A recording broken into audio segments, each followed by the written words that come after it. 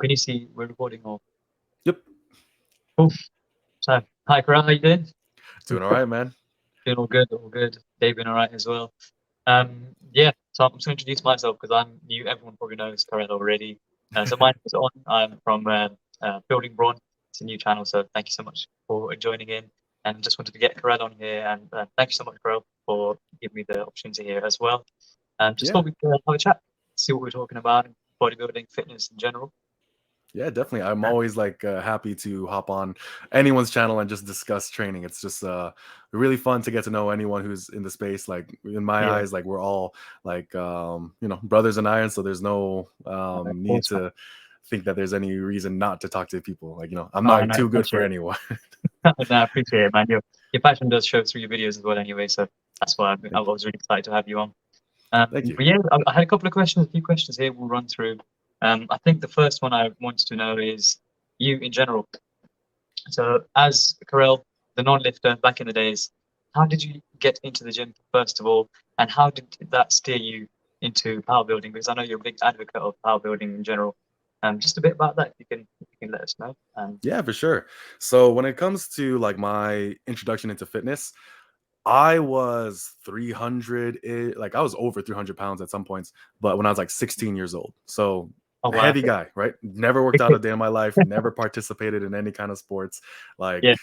um, I was the picture of total unhealthiness, Oh wow, but I just quite honestly didn't care. Like I was still like I guess happy in my own type of ways because I was playing yeah, video games, I was still hanging out with friends. Like the whole like physical health and part of it didn't really bother me all that much. yeah. But then I went out one day with some friends and I broke my ankle. So most of my life I was pretty sedentary, right?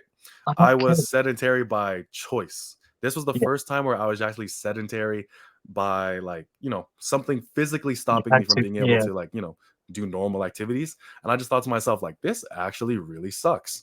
And then as I was getting the cast, they had to do a bunch of like physicals on you or whatever, or maybe it was just like around that time of year where I had to get my physicals done. They're just like, hey, dude, like you're already like you're pre-diabetic. You're gonna be fully diabetic by 18 if you don't change your yeah, life, and you for could be sure. dead by 30. So I was like, that sounds pretty bad. So maybe I should do something about that. Yeah, And when the cast came off, very first day they're just like, all right, so don't do anything strenuous for like 3 weeks. And I was just like, hey man, I'm about to die soon, so not listening to need to you. move. Yeah, it's just like, all right, I'm just gonna do a upper body day at the apartment gym. And that's kind of Good. how it started. So I did cardio every day. Like I would go on the craziest of diets possible, like Mhm. eliminated much of the food from my diet and things of that nature. And I was able to go from 300 pounds at 16 to right before my 18th birthday I was around like 180. Wow, So I did a wow, bunch of wow. calisthenics, bunch of running, bunch of cardio. So it was a lot of my first introduction into fitness. And then when I was around 20, 21, that's when I first got introduced to the barbell. Okay. Probably closer to maybe like 19 or so. Um, I'm always like forgetful when it comes to the timeline just because, Yeah, it's been quite a while, I guess, isn't it? You yeah, just it's been sort of, quite a while. And, given world events, like yeah, our sense of time is really weird. You know what I'm saying? So, of got into barbell training, and my first introduction to like lifting weights um was actually like more so bodybuilding. I remember while I had okay. the cast on, I watched pumping iron for the first time, Oh my and God, I yeah. was just like, and I just like felt like a total piece of shit Oh because no. I was on the couch watching pumping iron, fat as hell, couldn't move, and I was just like, I want Oh, to do that, but I can't right now. And no, then that's quite sad, so actually. so Yeah, that's why, but like that actually built up the anticipation. Like once this thing's off, I'm gonna work out. Once this thing's off, I'm gonna yeah, work out. And then I yeah. just hit the ground running with that. So um fell in love with that, fell in love with that lifestyle and that pursuit Mm. when I started finding like, the barbell lifts, and I just thought they were like the coolest thing ever. So, naturally you find powerlifting and then you commit yourself to that for some Yeah, amount of time. And me personally, I have the most I would say that the reason why I'm a good source of strength information is because I suck at it. Even with my size, I was um underperforming to not only my own standard, but also to like I guess general averages. yeah, Um So me being able to hit the numbers I've reached are not because I'm advantaged. It's more so because I actually am really bad at this. But the people who sign up with me and who I coach who have much better talent than me, because I spent more time in that area of hitting plateaus and not being Yeah. able to progress. I had to get smarter in order to get stronger. Yeah. I've spent more time getting that experience. Now I'm able to help more people with that. Yeah. And so that's a little, we can talk about that later. But when it comes to power building, right? Mm. Reason why I kind of like prefer that power building mindset is for a couple different reasons. First and foremost, pure powerlifting specialization is not going to build you a good physique. It's going to make you very blocky in terms of your upper body. Your arms are not going to be as big as you think, and you're not going to have much width in terms of your lats, but you're going to have a good amount of thickness. Yep. And as a result, I started to incorporate a lot more bodybuilding work. Now, reason why I still kind of call it power building is because I like to do my bodybuilding work with barbell exercises. I think nowadays, people who are more hypertrophy focused, there's no real need to be super attached to the barbell. And as a result, whether they decide to use it or not is entirely up Mm. to them, and they're completely valid in that choice. Me personally, I love barbell training, but barbell training comes with its own caveats. In the same way that if you focus primarily on dumbbells or machines, it comes with its Yeah. own caveats. Because I'm using a barbell, the amount of stress on my joints are going to be a bit more strenuous than, let's say, a machine. Yeah. And For the sure. amount of volume I can tolerate with a barbell is different than a machine. So how we train is different, but the goal itself is still very similar: build muscle. And another Nice. reason why I still am a proponent of power building is because, as much as size and strength are different, they are different. If you want to maximize size, be more of a follow more of a bodybuilding hypertrophy Yeah. focus like plan, right? But despite that, if you are natural, you cannot separate size and strength. You just can't. Now, we have made such poor definitions of strength given the specialization of certain sports, namely powerlifting. Yeah. If we think of powerlifting as the pinnacle of strength or the embodiment of strength, then we get further and further away from how we should actually see these two concepts. And size and strength, for one, they feed into each other very well. They're super closely related, in contrast to something like strength and running, which are two completely different Yeah. disciplines and pursuits. Size and strength are still very sensibly allowed to train together. If you think that size will interfere with strength, I think that you're just not thinking from a long-term enough perspective.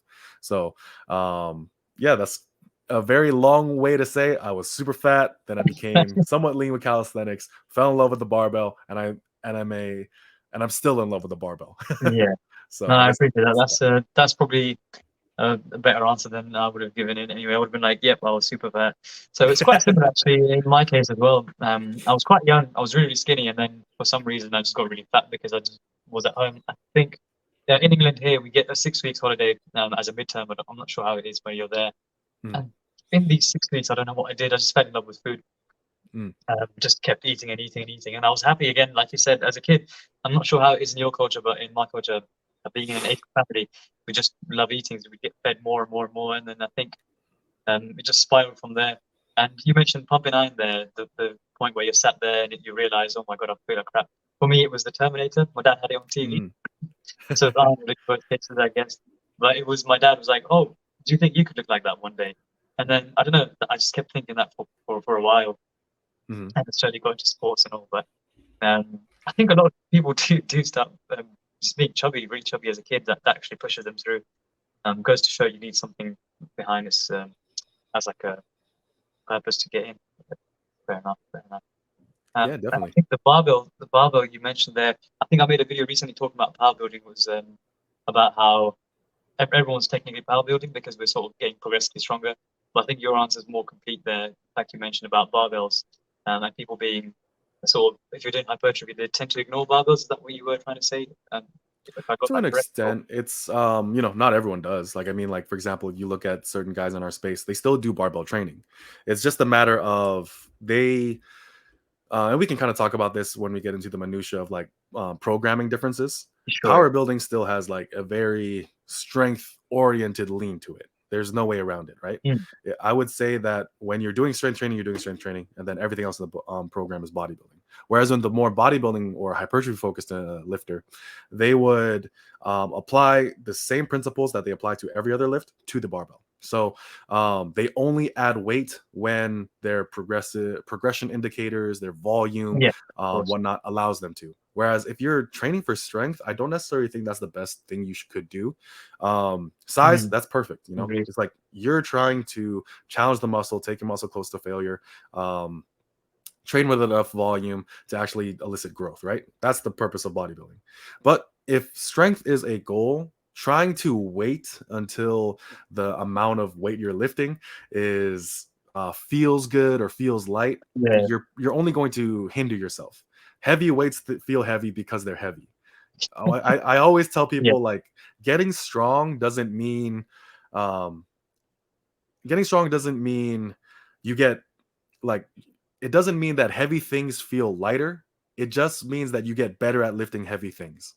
Like 275 is still heavy, but I can just do more and more reps of it because I've just been doing it more. getting Same thing with stronger. Yeah. 315. Yeah, it's like it still feels heavy, but I'm able to do more of it. Mm. Because 315 pounds is 315 pounds. Same thing, like obvious, like sometimes when it comes to our space, our community, most of us are novice lift. Like most people in our space are novice lifters, right? Yeah. Um, and as a result, when it comes to like the amount of weight that we're lifting and whatnot, our context and the standards we have like vary widely, and the practices do also. So there's a bunch of like conflicting information. But if you are constantly trying to think of things through the terms of like, let's say, relative intensity, right? Like your Yeah. 100% is just as fatiguing as my 100%. Not true. If I talk to like the people who are stronger than me who are deadlifting 700, me Yeah. deadlifting like 550, it's nowhere near the same. In the same way that my 550 is not the Yeah. same as someone lifting 315. 100% in all three situations, but the total amount of fatigue is completely different. Yeah. So when it comes to how we train and whatnot, simply trying to like wait until the weight feels light, not always going to be the best. Like your training is always going to reflect where you're at right now and Mm. what you need, and it's never going to just be purely one thing or the other. Yeah. I think the best case scenario is to follow the progression indicator and ignore the noise around it. If your progression indicator says go for it, go for it, and then maybe Mhm. gauge things from there. Um, to see if you need to step back on certain things like volume. Would that be fair to say? Yeah, of course, and like being able to step back and whatnot. Sometimes that occurs on the day. Sometimes it's just you're not feeling it, like for either physiological or psychological reasons. Mm. Take it easy, go lighter, like let yourself recover, and then come in the next week trying to kill it. Well, saying that to most people is probably a bad idea because I think most people don't go near that level anyway when they're training. If you offer it, for example, to a client of yours or someone that's not new but novice slash intermediate, that line can be quite blurred. So yeah, No, 100%, because like not feeling like it is very it's common. different. Yeah, Because like exactly. No especially one when wants you're to. new, because you're building up Yeah, a new habit. Yeah, so yeah, um when I was more focused on like general pop training, like for gen pop training, a personal trainer is really just kind of like a form of attendance and accountability. yeah, um yeah. when it comes to information, sometimes they are very good on information, sometimes they're somewhat lacking. Mhm. But as far as being a personal trainer, the most important thing is like, or how good are you at making people like working out? So if you are a personal trainer listening to this, your job is not to make them, Ronnie Coleman. That's outside your scope. Um, but your job is to actually make sure that when they come to the gym, they fall in love with it enough that they don't need you. Then I Yeah, would say that the difference between a personal trainer and a coach is that a coach is the one who has to make sure that now that we have no issues with your consistency, now that or we have limited issues with your consistency, we try to make sure that your training is as educated as possible and as tailored to you as possible. So I would say that's one of the, I guess, differentiating factors between a personal trainer and a coach. yeah, for and sure. and that's like why when it comes to coaching, me being able to say to my athletes, hey, if you're not feeling it, take it like let's remove a couple sets and we'll go about it. Because like when Yeah, they're not feeling it, they modify.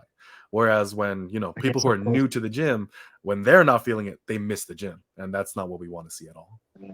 So that's a really important aspect actually that you've the really important point you've made there, differentiating between personal trainers and a coach. A lot Mhm. of people, I think anyone can probably be a personal trainer with the right information you can Google, but being a coach is very specific.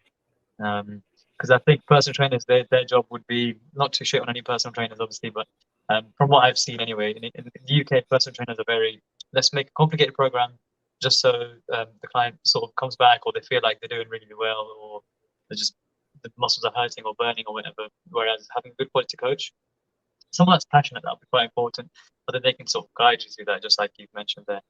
So yeah, I think coach is almost always a good idea. But I've not seen like an in-person coach that's that committed, because I can probably understand how hard it is being on the gym floor all the time. So Yeah, definitely. I mean, there's a bunch of different factors for it too, because yeah, a lot of, I think, I don't know if this number is still like, I don't even know if this number is factual or if it still stands or something like yeah, that. But I think when it comes to personal trainers, like 90% of them quit, and part of it yeah, is I've heard. because, part of it is because people don't know that most of personal training is sales.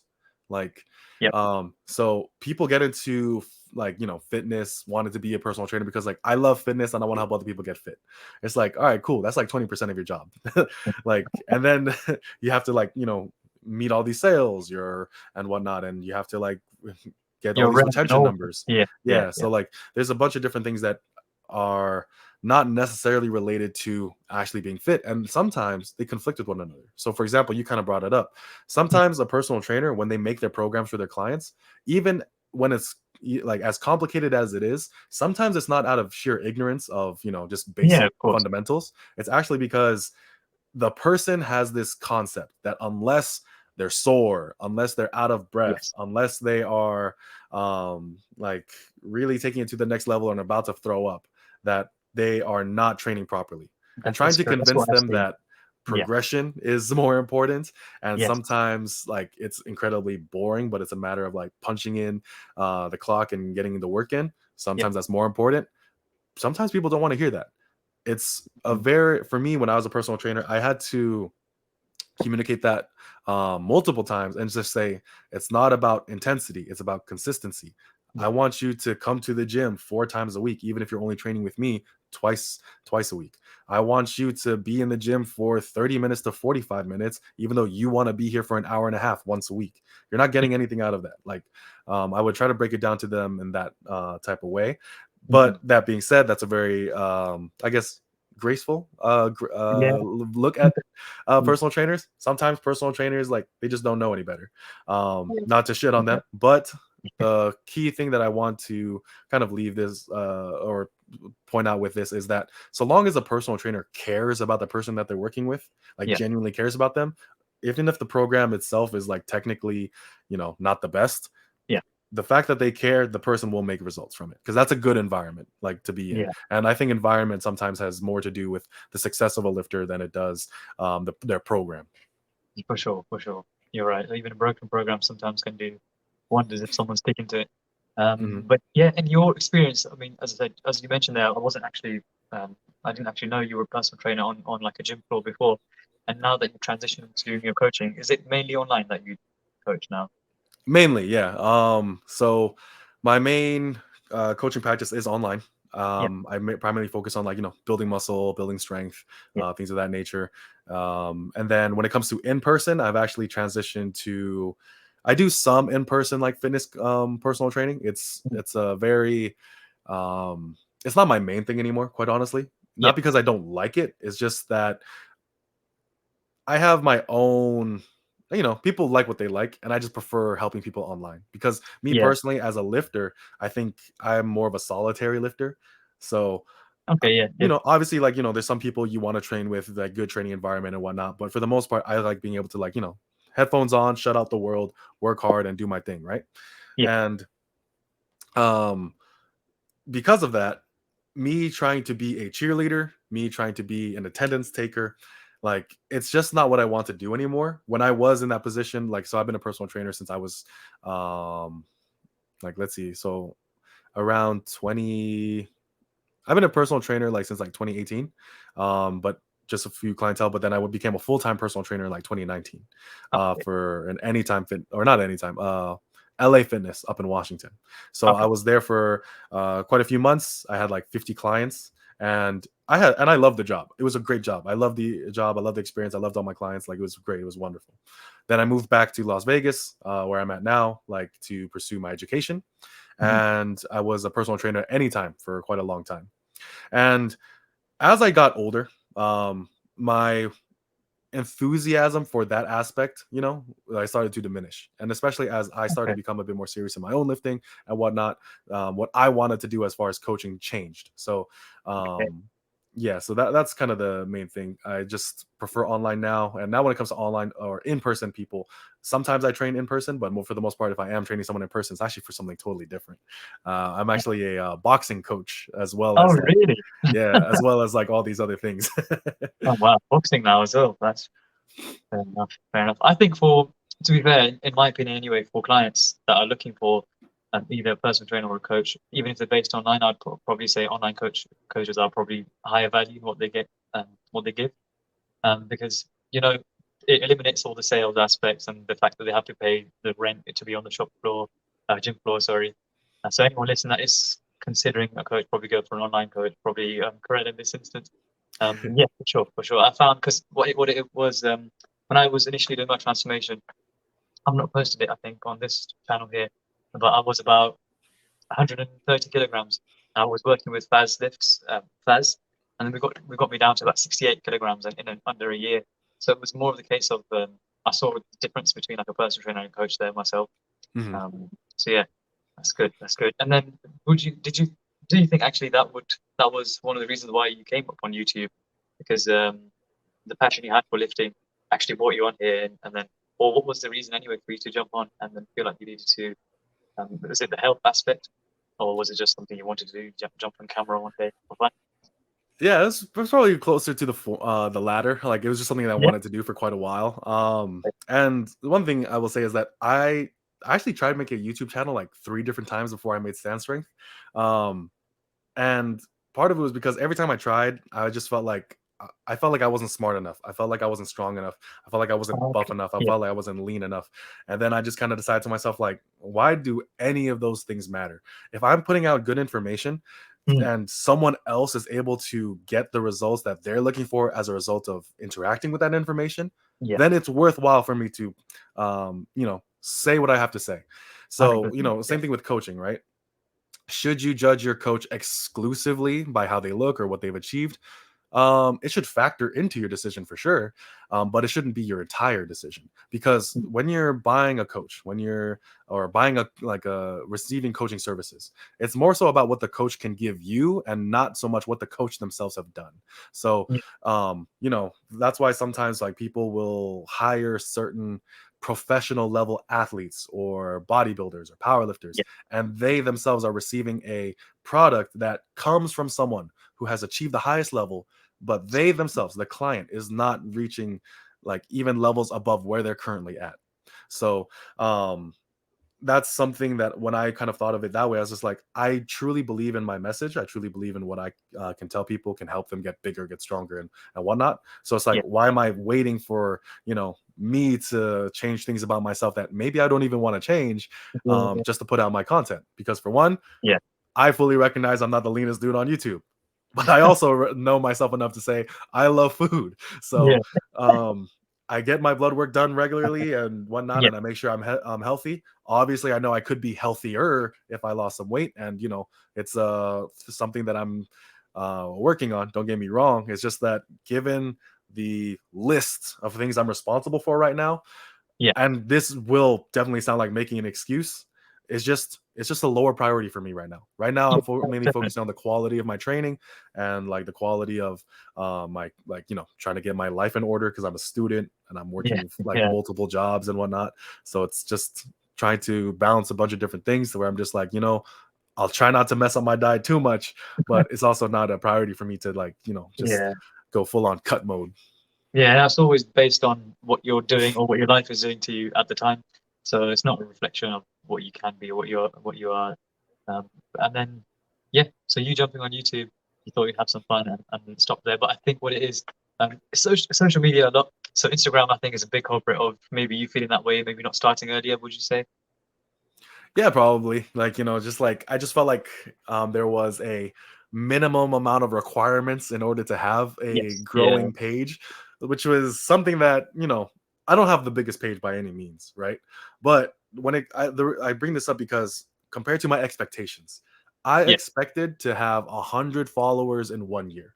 That was my expectation.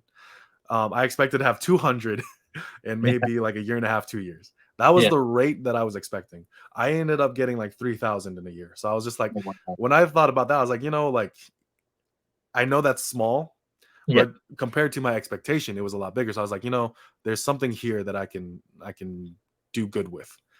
Yeah. No, you've done really well with that for sure.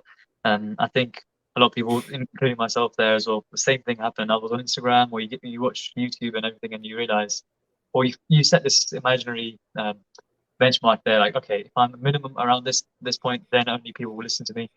Mhm, Otherwise, whatever I talk about is just going to get brushed under the carpet. But I think it's mhm. important for us guys anyway to to just jump out there and then give information, because I think everyone has some sort of information that's worth sharing.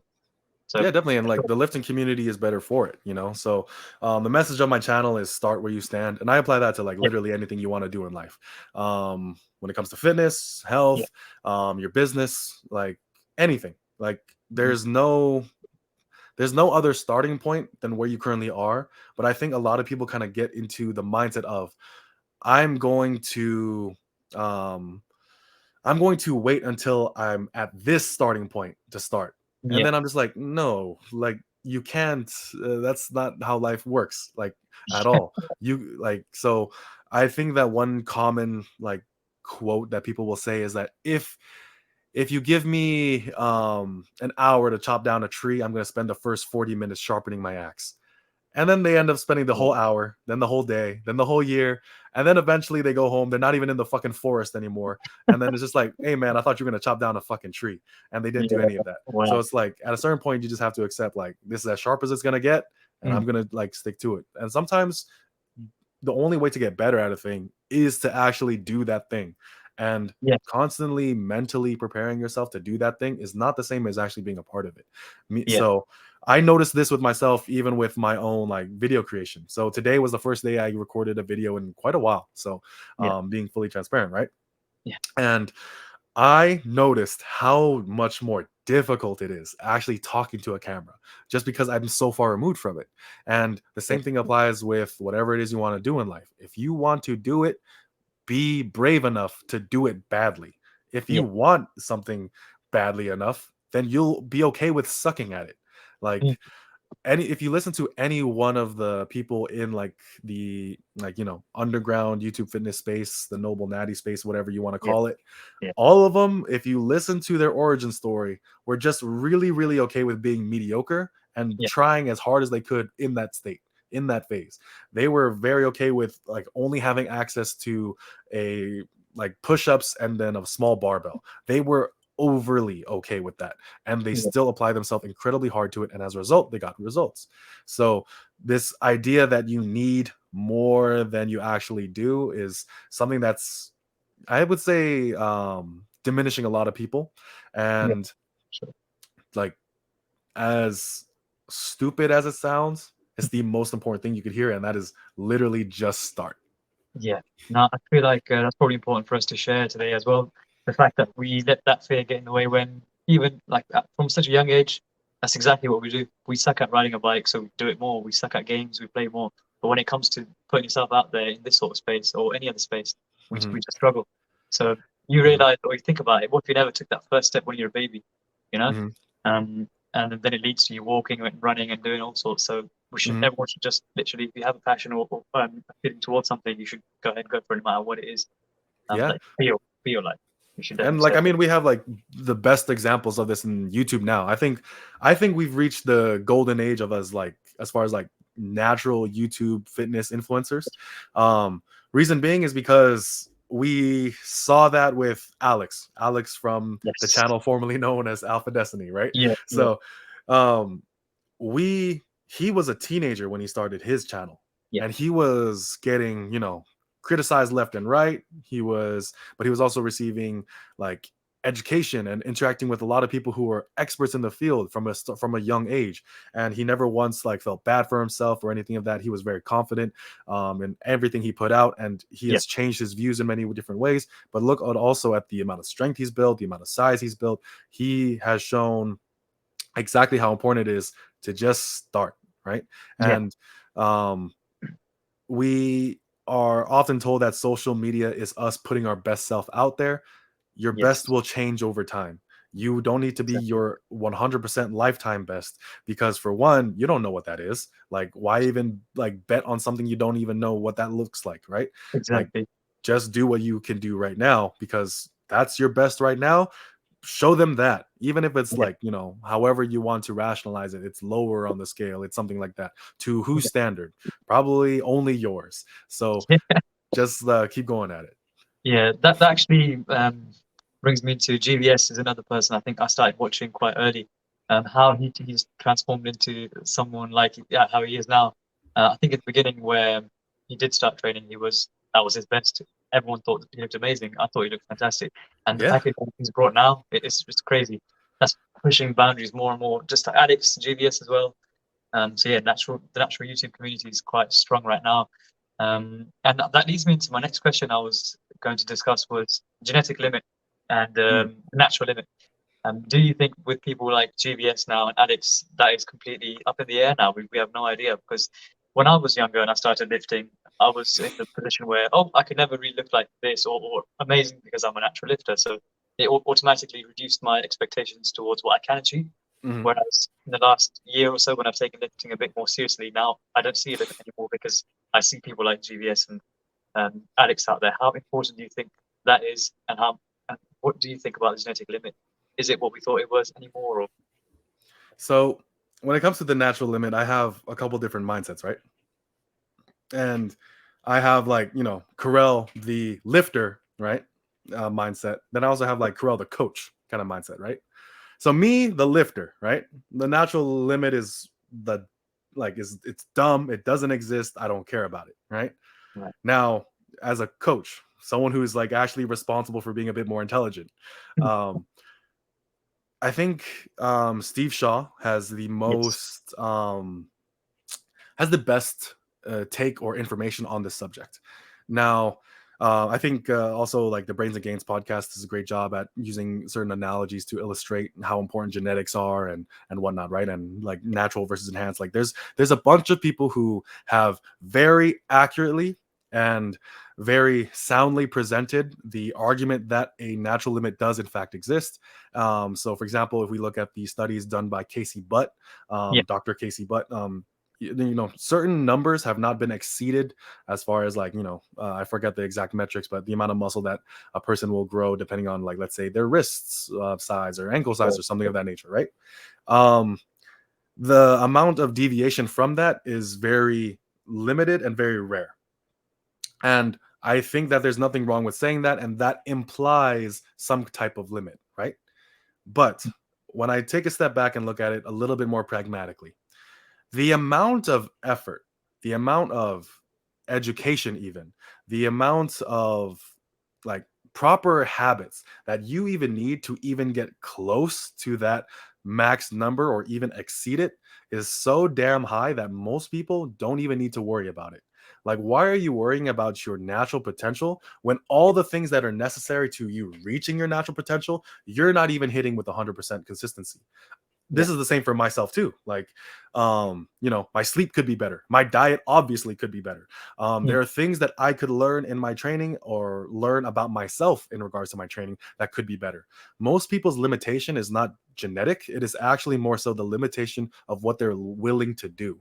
Yeah. And Agreed. the amount of distance between all the things you need to get right at such a high level to even get like close to your natural potential is so damn high that even worrying about it when you're still playing video games all the time, eating a bunch of fast Yeah. food, not even sleeping all that well, or stressed all the time, or trying to pursue all these other things where your life is not necessarily optimized in such a way, trying to worry about the natural limit is just so far away in your concerns that you should act as if it doesn't even exist.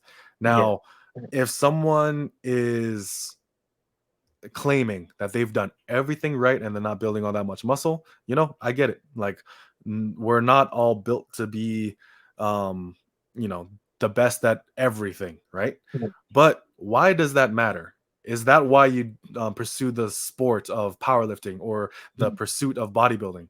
Do you do it because of how much you can achieve in comparison to other people, or do you pursue it because of how important it is to you? And once you kind of make that distinction, it no longer matters whether there is a natural limit, because whether there is or isn't, you are constantly going to try to either reach it or surpass it, Yeah. and it doesn't necessarily matter what anyone else has achieved, because what they've achieved has no bearing on you. And it's not about what they've achieved, it's about what you are willing to achieve. And at that point in time, there's no reason to even consider the natural limit. So if it exists, if it Yeah. doesn't, you know, there's evidence for it. There Yeah. is also I guess, the pragmatic benefit of living your life as if it doesn't. Yeah. Perfect. No, that's the perfect answer, I think. I mean, people ask me as well. I think I tell them the same. I tell them, okay, so let's say if you were looking at the screen right now or anything, and it showed you your actual genetic limit, would you stop if you're not happy with what you see, the package that you see on screen there or whatever? If someone told you this is how you look, would you stop? So what's the point even worrying about it? It's just dial in as much as you can with your training and nutrition, and then just keep going. It doesn't really matter. But I think for a lot of people, maybe it's just the fear of it, or then that's how they would lead themselves into drugs and things like that. So it's important to probably know from the get go that I'm just going to remain natural or not, and then Mm. don't confuse yourself with things like this. Um, but Yeah, and I yeah, mean, like, we see, like, and also, like, for here's the other thing, like, let's say you did, like, show someone what their natural limit looks like, it still looks pretty damn good. When we look, like you like, mentioned, at yeah, that's the yeah, like, we look at the guys in our space, like, they have done so much to optimize their life in such a way for them to get to the level that they're at. And it goes to show what the natural human body can accomplish given the right habits yeah, and mindset and whatnot. So um the idea that if you showed it to them that they would somehow be disappointed, I mm, think that in itself is also something that is, not mm, going to be good, true. good. If you were able Yeah, to show someone their absolute best, they would be like, "Oh hell yeah, I'm gonna hit that." yeah, true. So it's very Yeah, rare for people, because, like, one thing people, this is the thing that bothers me the most, right? Most of us exist on a bell curve. Most of us are average, and mm, um, even when we have the average genetics taken to the extreme by way of our training and our habits and our lifestyle, it yeah, still looks absolutely phenomenal. Some people can hit that a lot easier given better genetics, and some yeah, people might hit a lot less given their genetics. But the amount of people who are in that camp are extremely low, and too many people are self diagnosing themselves as being in the tail end of the bell curve, when in reality, you're more than likely average and you're just messing things up. okay, okay, fair. That's fair. Yeah, perfect. So another thing I wanted to discuss was injury prevention. Given, of course, how hard people train now, I guess I'm not sure if it is has gone higher, but with the new research out and the volume amounts and everything, have you seen people picking up more injuries in your experience with your clients as well?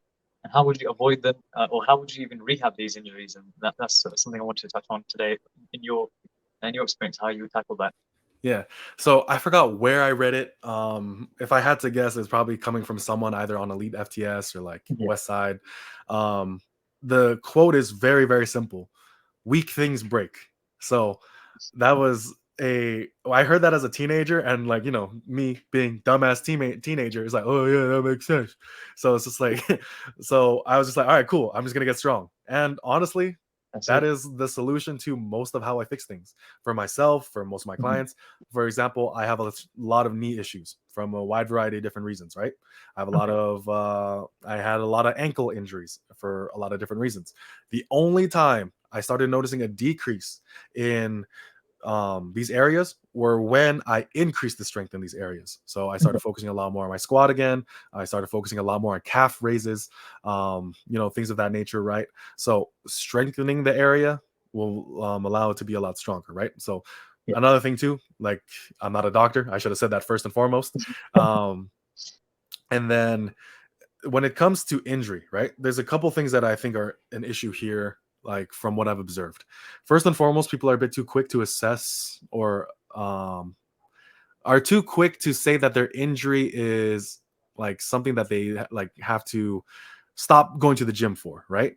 Okay, yeah, I think when it comes like I will talk to Faz Lifts, and he has videos on this topic as well, where he says the exercise that hurts you is the one that will heal you in therapeutic doses. yeah, So I have experimented with different types of approaches, right? I've experimented with, all right, I tweaked my back deadlifting one time. And the first time I was like, all right, there's two roads in front of me. Either I work my way through it, like restart with an empty bar or something like that, or I um, take some time off and then like slowly build my way back up. yeah. Taking time off was exponentially worse for me. For Oh, me, wow. I will say Okay, that. yeah, So, because sometimes time off is exactly what you need, depending on the injury, depending on the person, right? But yeah, for me, my back felt worse, and I actually got another injury as a result of taking too much time off, right? So yeah, the next time I was like, oh, fuck this. I'm working my way through it then. yeah, So I was hinging a lot, doing like a lot of different work in the area. So hamstring work, lower back work, rows, like everything. I was doing everything, right? Just really, really light and then build it up from there. Never had a back issue ever again. So perfect. that's one thing, right? A lot of my clients have shoulder issues, like people have shoulder issues or hip issues or something of that nature, right? Most Yeah, of the time, I do a specialization on upper back strength. So their traps, their rhomboids, their lats, and then also then we also try to find the pressing variations that their shoulder still agrees with, and then we get yeah, better at that. So generally, if there is a problem area in someone's physique that is getting hurt all the time, my response is, all right, let's just make the muscles around it bigger, and perfect. it Yeah, works very well. yeah, You just have to find the right movements, and you just have to also like make sure that you're not just thinking of the muscle itself. So, for example, your shoulder hurts. Don't just build your shoulders; build up the areas mhm, around it, your traps, your upper back.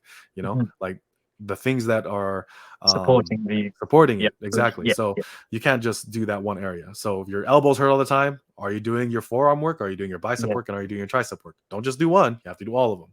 yeah, So same thing with your calves and whatnot. You got to do everything. yeah. No, I'd like to echo that actually. Similar experience I had. I used to train, I still do actually get coached by Steve Shaw. And then I remember messaging him because I used to do front squats and, no, sorry, barbell back squats, and my lower back would hurt quite often. And I messaged him and I remember him telling me, he goes, people's biceps hurt, knee, quads hurt, everything hurts. It's completely fine. But as soon as it's your lower back, everyone loses their mind. So I was like, okay, understood. I take the message there, and then that's exactly what I did. We strengthened my back overall. I was doing sumo deadlifts, hyper extensions, things like this, and then that Hmm. I don't get any back pain, no back pain at all. But I confused that for a injury, so I took some time off, and then Steve was like, Hmm. "Listen, you're being stupid. Don't obviously mistake that for an injury. However, in some instances, you can get injured. I had an injury in my shoulder. And then it was exactly the approach that you mentioned there with Baz Lips. It was, I watched his video, and then conveniently that's the time I got injured. I've not been injured severely ever before. I just couldn't lift my left arm upwards, so my shoulder would start hurting. Exactly that. I had to restart. So even with any pushing exercises, overhead press, dumbbell bench press, I started from scratch and rebuilt the whole thing. And I actually feel like I'm stronger than I was prior to my injury. So it goes to show you can benefit from strengthening the muscles around it as well. And sometimes just resetting it could miss out any bits um, over time. But yeah, with injuries, I thought I'd ask you that question because I've been recently injured. Um, yeah, good to know that I was on the right path. Yeah. Perfect. And then, yeah, another question I wanted to ask was in terms of new research out there, how do you filter all the information, the BS that's out there? Um, Also, is it easy to get complacent? Sometimes you feel like you know everything. I've been in that position before where you feel like, you know what, this is what it is. Anything Mhm. else that comes in is probably not is probably something I don't need. But can that put you in a you can get left behind, if that makes sense. You can get left in Mhm. the past sometimes like that. How do you keep up with everything that comes up in terms of the right information? So this is just full transparency right now. I do Yeah. not follow the scientific literature all that much for Cool. a wide variety of different reasons. If I do follow it, it tends to be from like um, the meta-analysis, Brad Schoenfeld, mass, the monthly application of strength sport, I think, or strength Yeah. science or something like that, like Stronger by Science, Greg Nuckols and whatnot. Like when it comes from like, or even Mike Israetel, when it comes Yeah. to Yeah. science and literature and whatnot, I typically rely on those sources. Now, so when I say like I don't keep up with the literature all that much, part of it is for two reasons. One, I don't want it to influence like my recommendations. I don't want to say, hey, my recommendation is now backed by science. Like, like you're having Okay. one study, show favorable things for your bias is not really responsible, right? Yeah. And I don't want to pretend to be some type of expert who is ahead of the curve of science. It's like, no, science is a very you know difficult discipline. And Sure. when it comes to scientific inquiry and essentially establishing scientific consensus, all of these things are incredibly hard to do. So Yeah. me like trying to you know keep up with things is not necessarily my interest, just because I don't necessarily think that it's um 100% necessary Agreed. to Yeah. the people I'm trying to help, right? Yeah. Like obviously, you should be aware of it. If you're trying to be a coach, you can't just neglect it entirely. You have to interact with it on a regular basis, but you shouldn't draw conclusions from it and then change how you coach people as a result. Okay. So as a coach, you yourself have to create some type of method that you are able to repeat, that is effective, and then you know get gains from, right? And as much as you keep up with the science, purely relying on it is only going to add to the whole analysis by paralysis type thing, Yes. Yeah. because there is two things that are, in my opinion, somewhat different, right? Is it effective? Is it scientifically supported? Generally speaking, most things that are scientifically supported are effective. Mhm. But sometimes what is effective might not be found in some type of study, and the only thing you can go off of is your own experience. Should you discount that? I would argue no, because what is most important in terms of lifting weights, getting stronger, it's you. Are you getting stronger? Are you building muscle? Yeah. If the study says that what you're doing is suboptimal, but you are proving it to be the opposite, then you Yeah. should keep doing what you're doing. And even if you look at most of these studies, people are reading them super wrong and they are not necessarily looking at it holistically. Yeah. Let's say, for example, in a study, it shows that 86 or 89% of people benefited from high volume. Then the 11%, some of them benefited very little from it, Yeah. some benefited extremely well from it. So there's people who are, so then kind of goes to show you just might be that one, that small amount of people who benefit from something else. Yeah. And if you are trying to go on a consensus of people who are not you, your training will suffer, because it doesn't matter what they're doing. It only Yeah. matters if what you're doing is working. Like, yeah, I feel like there's also, I'd agree with that. There's enough body of work out there now where we can make more than sufficient amount of progress and actually realize, you know what, there might be new studies coming out, but exactly what you said there. There's things that work for me, there's things that work for others. But I feel like there is probably enough body of work out there for not to be completely reliant on science anymore. Because I mean, hypertrophy training, everything like even powerlifting has been Mm. around for hundreds of years now, if I'm not mistaken, even more so. So fair enough, I agree with that. Yeah, and then something that I would kind of build upon too, Yeah, um, it's that in my opinion, you should be careful with who talks about science. yeah, So most people are not trained to read a scientific paper appropriately. So yeah, like if I, for example, you know, the first thing you learn when you were taught to read, especially papers of this kind, are like what a p-value is, right? mm, So no one in the science-based community, like not even a community, but the people who constantly yeah, have to refer back to science, all they say is this study shows this. It never really breaks down the structure of the study. It never breaks down how things are measured or even how things are defined. So as a result, let's say I don't know, effectiveness of a program is based on EMG data.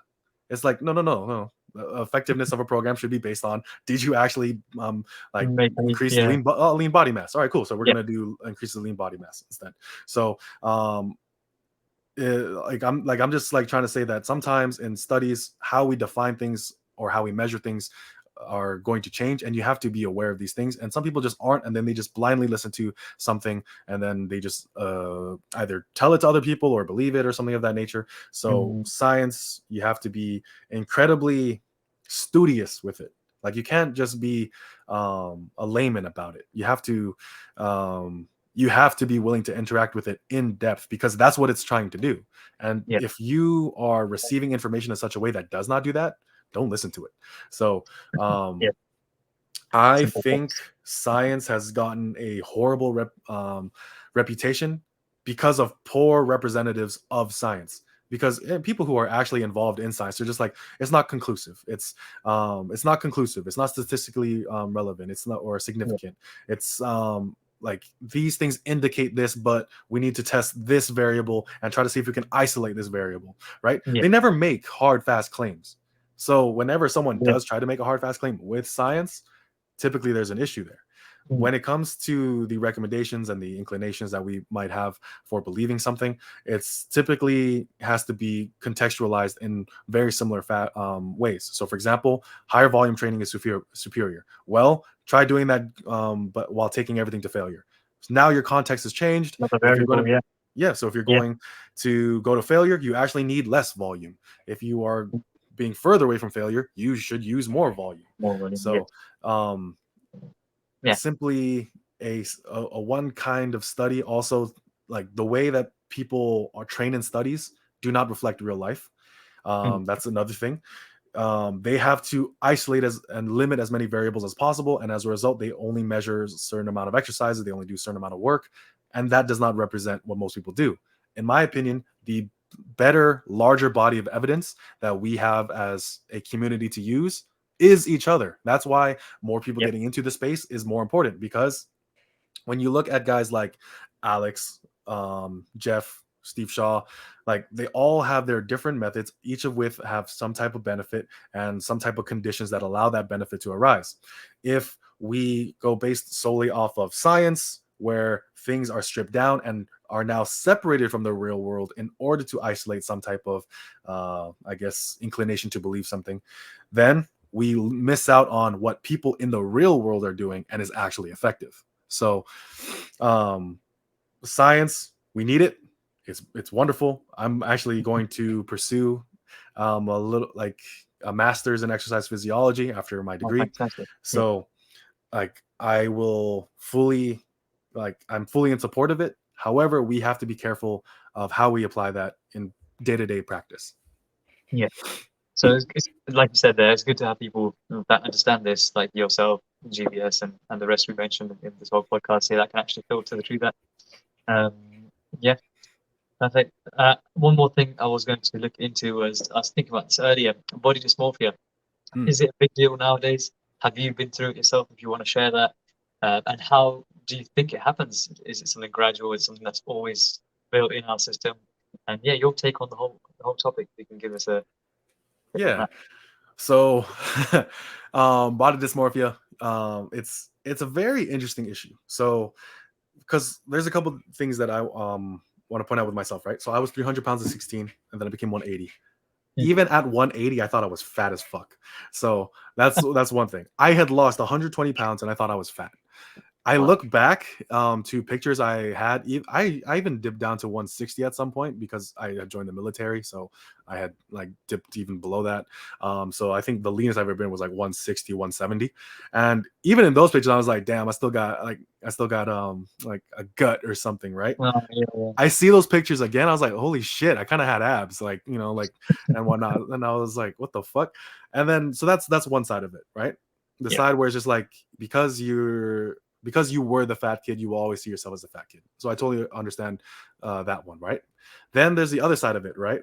Where I'm a pretty confident person, and as a result, sometimes I actually have, like, the opposite of body dysmorphia. I was like, oh no, I look good. I look fine. Like, I don't need to cut. Like, the fuck you mean? I'm big and strong. Like, the hell call yeah, me fat yeah. for? So, and then, like, you hang out with some friends, take a couple group pictures, and you're just like, who the fuck is that fat guy?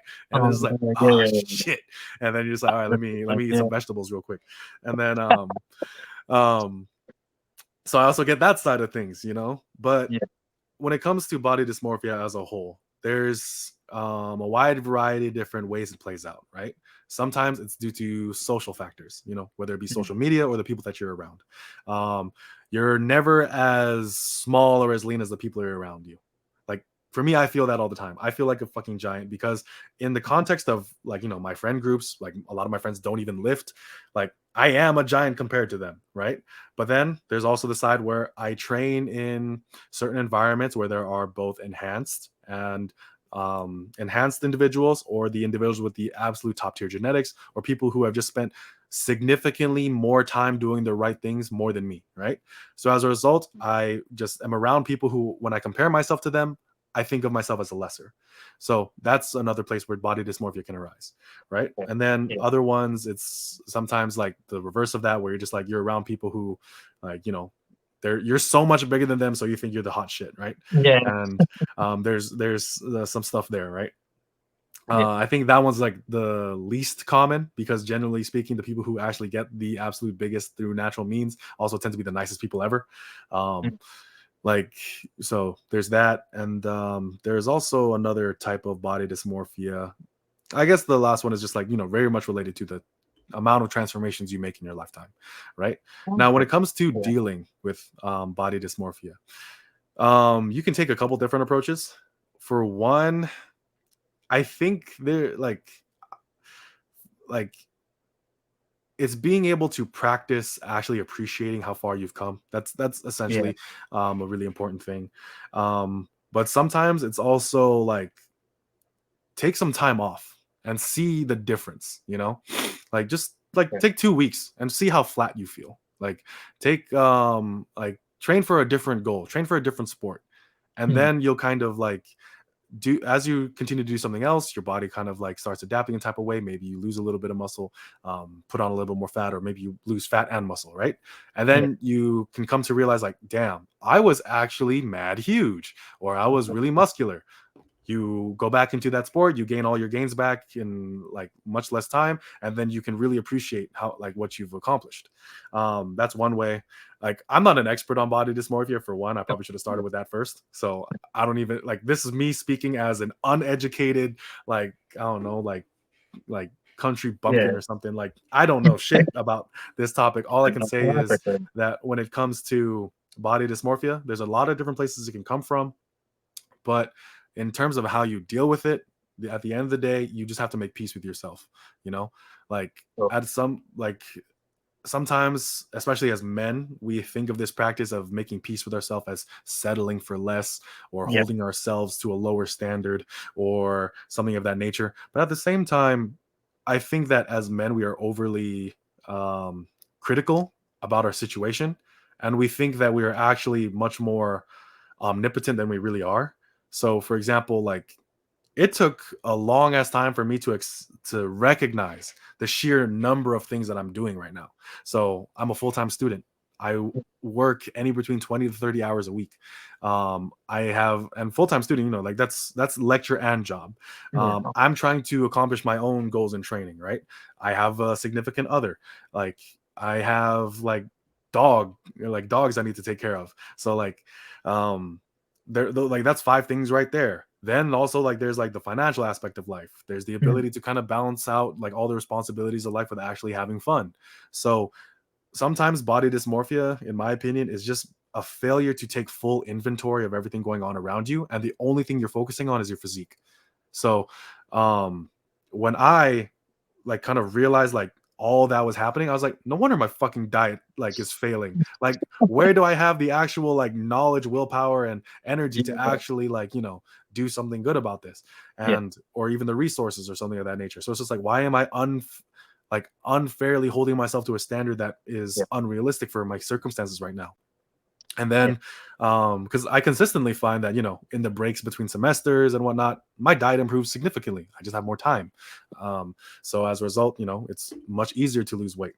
It's much Mhm. easier to be active and things of that nature because I just have less to do and I can put that newfound time into other things. So Yeah. that's an advantage. So like I said, when you take an unfair assessment of yourself and only focus on your physique, you are neglecting every other factor that, needs your attention, because your physique is a reflection of all that. If Mhm. your work-life balance is out of whack, your relationships are out of whack, things of that nature, if your relationship with yourself is out of whack, like, these are all things that kind of feed into what you not only see, but what is also actually there. So there's that. And I think a way to kind of sum up that point is, what you focus on is your reality, right? People say like, oh, perception is reality. It's like, not necessarily, right? It's more so what you focus on, what you obsess over. That is your reality. If you constantly think to yourself, um, you know, this will make me fatter, this is why I'm fat, or something of that nature, then that's all you'll ever see. That's all you're ever going to do. That's all you're ever going to Yeah. interact with. Fair. Um, it's and even if you see things differently, right? It's not necessarily that the overall encompassing things of what you see. It's just literally that one thing that you decide to absolutely focus on. That's it. So, Mhm. obsession is your reality, and in that case, when you have like body dysmorphia. Obsession is reality. Okay. Yeah, that's a interesting points you made there. I think it is a growing problem anyway in the community. I mean, does that reflect into your clients as well? Is it harder for you actually to deal with, let's say your client is dealing with body dysmorphia, even if they are seeing results or you're seeing results in them, they still feel unsatisfied. How does that affect you as someone that can see someone doing so well? Um, Yeah. you know, So, yeah. oh yeah, sorry. So for one, Yeah, the more you track, the more evidence you have against your own biases, right? yeah, So if you are constantly tracking their weights, yeah, I use like weight trackers and whatnot. Like, as long as you're constantly tracking their weight, it's like, dude, the graph is going down. You've not gotten fatter. Like there's numbers here. yeah. So there's that, right? Yeah, that's what.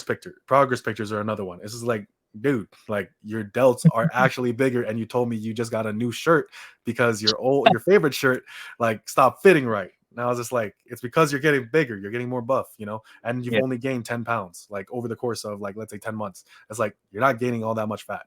Or other ones is just like, dude, we've added 70 pounds to your deadlift. Like, where do you think that shows in your body? As exactly. fat or as like muscle? And then, you know, like, so the Yeah, more like tangible objective measurements you have, the more weapons you have against that. yeah, Other things are just to one thing is like, just to get back in contact with the rest of the world, because sometimes it's like all social media that makes you feel, because you're yeah, usually comparing yourself to social media more than anyone else or anywhere else nowadays. So I'm just like, dude, go to the grocery store and just tell me how many people you see that are not as buff as you. And yeah. then I was like, it's vain. It is very egotistical to do that. But I'm just like, when you're in a really low space, you know what I'm saying? Like, You have don't to go do up to what you these have to people do. and like shame them and bully them and say like, I'm bigger than you, motherfucker. Like, you don't have to do that. I'm just saying, like, just observe. Yeah, yeah, Just recognize the fact that most people in day-to-day life don't work out, don't yeah. diet, don't commit themselves to any physical activity, things of that nature, right? And just see the difference, because right now all you're seeing is your own insecurities, and all the things you're obsessing over, compared to all these people on social media who, for one, for a lack of better terms, social media isn't real. You don't know if they're photoshopped. It's just Yeah. lighting. It's just a good pump. It's just a good angle. You don't know what this thing is. But go Mhm. out into the real world, touch grass, see people, and see how different you are just by virtue of you being consistent with a workout plan. So Yeah. I that's think something. Yeah, I think just taking a step back, if you're in that zone where you feel like I mean, you have body dysmorphia, you take a step back, like you said, and just zoom out and look at lens like a normal person. You realize, and the other thing I think is a really good takeaway for anyone suffering from it is have tangible measurements and pictures and evidence like that, so you can, because this conversation is often that you'd have with yourself anyway. So if you can talk Mm, to yourself and say exactly what you said, your numbers, they're improving, you're getting smaller or bigger, whichever one you want, and so you can really make a strong case and probably start fighting it that way. And the other option where going into a shop and cursing someone is probably not a good idea, but yeah, we're not doing that anyway. That's all good. Okay, and another question I was going to ask as well once. I think I recently saw this on a video with was it Basement Bodybuilding, where he was talking about um, eating and training for results rather than for pleasure um, or just for fun. I think that's what he mentioned exactly. Where would you put yourself if you want to share? Or and where would you think? people should put themselves as well? Should there be? Is there a way to have a balance, really, or do you think one way works better for a certain amount of time? Because I think in Oh, my position, oh, so what's that? Sorry. oh no. So I just like so training for performance or training for fun, is that or Yeah, training and eating for results rather oh, I than, see, I see, I you know, see. because some Mhm. people can often sort of start favoring their diet a bit more and not really worrying about what results they'll get you, um, or in a position of, I'm going to have completely loads of boiled food just because I want to have great results and shut everything off and zone into this training. I think based on bodybuilding mentioned that it's sometimes good to go in that zone. I just wanted to know your point of view on there. Would you advise someone, or is it feasible to shut off everything? I know some things you can't shut off, like your university, your school, for example, and job. But I think based on bodybuilding, it's mentioned the fact that, you know, hone in on that one thing, shut everything off, eat what you need to eat, and just train for results. Basically, where would you stand on that, if that makes sense? So I've definitely been in those like scenarios. Like you don't lose 120 pounds if you don't like kind of shut everything off and just eat what you're supposed to eat, work out when you're supposed to work out. You definitely Mm, don't like when it comes to transformations like that. You don't make that just being all willy nilly, right? yeah, So there's that, right? Another point is that oftentimes people who train for performance and things of that nature, they do it because they enjoy it. So it just depends on what you choose to enjoy.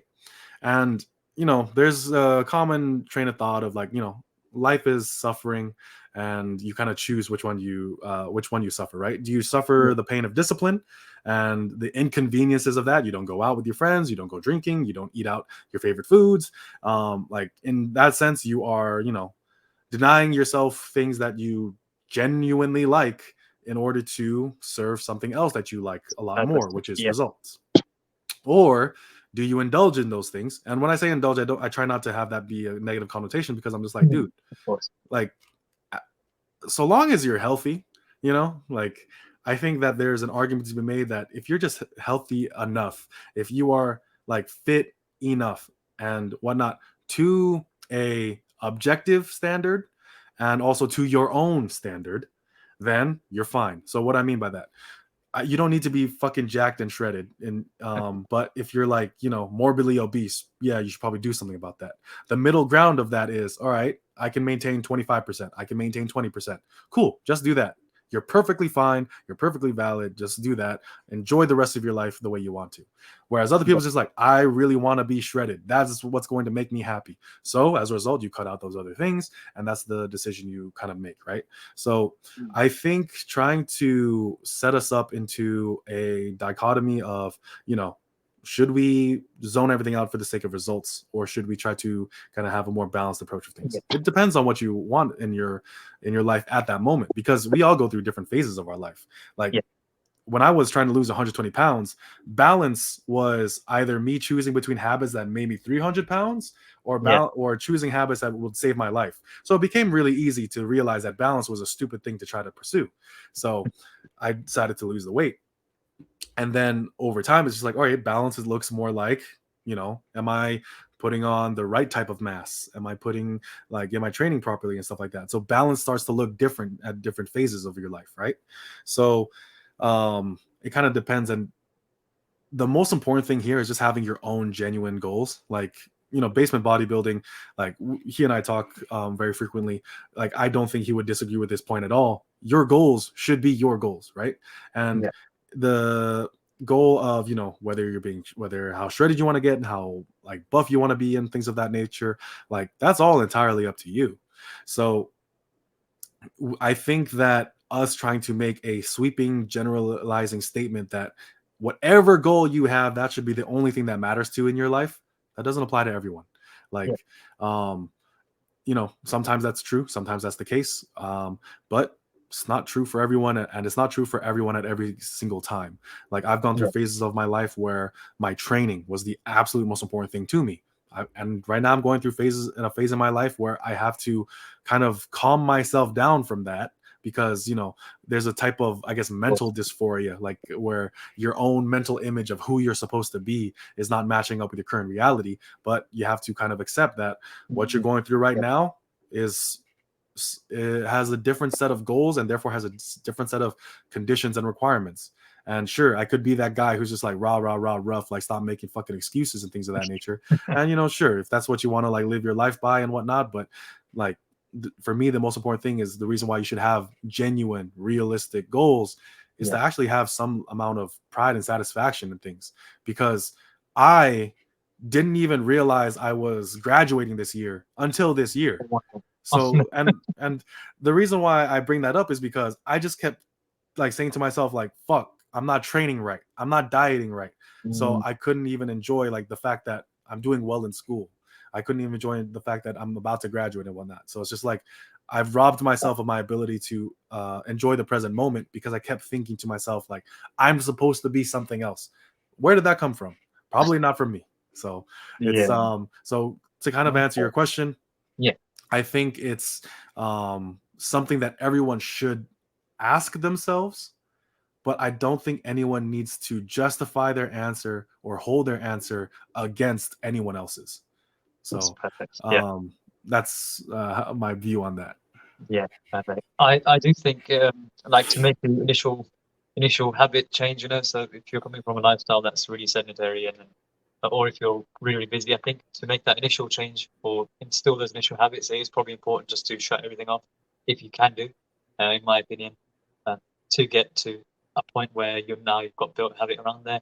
And then it's probably good to ask yourself the question, is this what I really want right now in my life? I've got a kid on the way, or I've got this, I'm trying to save up for a house, or I've got a partner that I need to keep happy, then it's probably puts the time to look into balance and other things like that. So yeah, perfect the way you put it there. And we're nearly done. So I just wanted to talk about on a lighter note was the diet setup in general for yourself. Um, Not like as in what you eat, but exactly what sort of approach do you think works for yourself and your clients there? I know Faz, he uses like a eating system where he has like a certain amount of vegetables, certain amount of protein, so he's not really calorie counting in that sense. Steve Shaw, I know, prefers like a macro approach, so the protein requirements you can fit in whatever. How do you set up for yourself, and is it different to what you set up for your clients, or do you have a system in place, or do you just also just do calorie counting? So my system is very much similar to Faz. So I worked with Faz as well, and yeah, I think a habit-based eating approach is just going to be generally better for most people for a very simple reason. For one, like counting macros, counting calories, that it will for sure get you results, but that is also it's a certain level of commitment that is very difficult to sustain for the rest of your life. Like I think everyone should do it for some amount of time to really get a sense of what they're eating. But doing that for the rest of your life, it's incredibly tedious. It's and whatnot. So there's some, I guess, pragmatic issues with it, right? Reason why I prefer a habit-based one is because things can kind of change, but how you honor those habits can like fit very clearly in whatever situation you're in. So if you're eating out, the habit there is, all right, I'm just going to get the burger, I'm not going to get the fries. Alan Thrall has great videos on weight loss like in that way. I whether or not it's like fasting or things of that nature, right? Or a certain number of like fruit or vegetable intake. Like for myself and for others, I'm just like, dude, I want you to really think about this. Like sometimes people will save calories from fruits in order to eat more of their meal. And I just want to like I'm just like I would just like kind of remind them. I was like, do you think you're gonna get fat off bananas? You could, but or like you're gonna get fat off of lettuce or spinach or something of that nature. It's like you could, but it's very unlikely. Like fruit is very good for you, very healthful for you. And here's the other thing: because you've eaten the fruit, it's very filling. You probably get more of it per like volume wise per calorie and whatnot of that nature. You will likely eat less of your meal anyway, and as a result, you're still eating less overall. So stop robbing yourself of the important micronutrients from fruits and vegetables just so you can have more calories somewhere else in your day. Like I think that's a skewed perspective on like what you're prioritizing as far as what you're eating. So that's one part of it, right? Now the other part is like very habit based. So I try to have vegetables with every meal, try to have fruit every day, stuff of that nature. Try to limit myself to only one serving, not trying to get seconds, things of that nature, right? So that just goes to show I eat big ass meals. um, so like I just prefer it that way, just because it's much easier to maintain for the rest of your life, right? Yeah. Because and then here's my kind of caveat to that as far as the system goes. I like to merge a little bit of the thought process between, like, let's say a more habit-based system and a more tracking system. But the thing is, what I track is body weight. I have had a horrible relationship with the scale for a wide variety of different reasons. I have gone through many failed cuts. I'll just say that straight out. I have I've gone from being 180 to back to being like around 250, 260, right? So there's that. Um, Sometimes you don't like seeing that when you've seen 180 before or when you got used to it, Yeah, of things of that course. nature, right? So there are some issues when it comes to the scale. However, what I've come to accept is that if I don't want to track my macros and I don't want to track my calories, I need to track something, and I'm going to track my weight. So when it comes to my clients, I'm just like, hey, if you want to track calories, if you want to track macros, we can do that. But generally speaking, like I lay out all the reasons why I prefer a habit-based system, and then I say, but we still need to track something, and we're going to track your weight. So if your weight is going down and we want it to go down, we're probably doing things right. And then I compare that to our training, right? So I'm just like, all right, our weight is going down, but our strength is dropping much faster than we would expect it to. All right, let's add a little bit more protein into your diet. Your weight is still going down, but your strength has either come back a little bit or it's not dropping nearly as much. Yeah. We're good. All right. Let's say we're bulking. I was like, all right, cool. We're tracking your weight on a regular basis. Your numbers are going up, and we're only adding 1 pound, 2 pounds a month. All right, cool. We're being just fine. Or let's say our numbers are increasing a lot, but we're also increasing a lot of body weight. Yeah. We can modify like portion sizes, food choices based on the direction our weight is going and where we want it to go. As long as it's going in the general direction we want it to, whatever you do, I'm supportive of as far as a coach goes. If now that's kind of irresponsible in some cases, depending on what their goals are. But I think that if the goal is weight loss and the methods that you are currently implementing are actually resulting in it, so long as it's not harmful for your health, I think that there's little reason for me to intervene and say, no, no, no, no, no, you're supposed to do it this way. You're supposed to be eating this amount of protein. You're supposed to be eating this amount of carbs. Like, Yeah. I think that's a bit too much. And I think that while there are cases where that's what you should do, like defaulting to that is likely just as irresponsible as having no system. Yeah, for sure.